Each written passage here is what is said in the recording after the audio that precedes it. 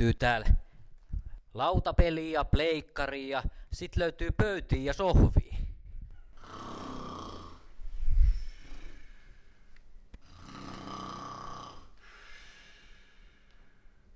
Täällä kahvilalla voi myös jutella erilaisista asioista, jos niin tahtoo.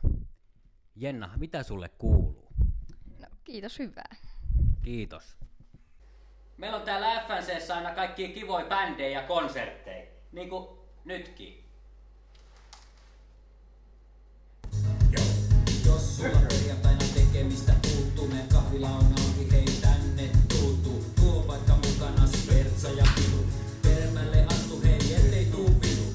Etkä sä tarvii tonnin setelei. Tää jolo ei sitten maksa yhtään mitään. Voitto pilistuu ja pelata pelei. Ota vaan rennosti, niin sitä riittää. Pöytälätkää.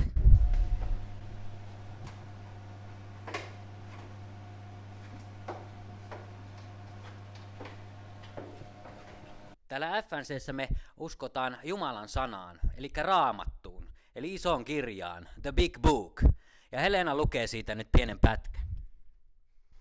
Sillä niin on Jumala maailmaa rakastanut, että hän antoi ainokaisen poikansa, ettei yksikään, joka häneen uskoo, joutuisi kadotukseen, vaan että hänellä olisi iankaikkinen elämä. Aamen, aamen. Yksi suosikkipeleistä on biljardi. Ja erityisesti se on poikien suosiossa, kuten huomaatte, Johannes on täällä jo kovaa vauhtia pelaamassa. Miltä nyt tuntuu? Kiitos, näkemiin. Meillä on täällä FNC:ssä joka perjantai tarjoiltavaa ja kaikki on ilmasta. Mitäs Nisu meillä tänään on tarjolla? FNC-pulli.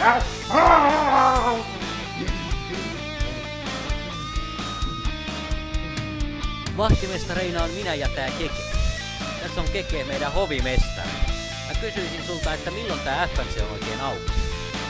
Perjantaina kello 9. Milloin tää FNC on auki? Perjantaina kello 9. Milloin mun kannattais tulla? Perjantaina kello 9. No mä tuun ensi perjantaina kello 19. Perjantaina kello 9. Kiitos. Me rokataan yhdessä, ilo on rokata. Tyttäret ja poikaset, kaikki on mukana. Ei mikään meitä pysäytä, me olemme vapaita. Kaikki mukaan! Me rokataan yhdessä, ilo on rokata.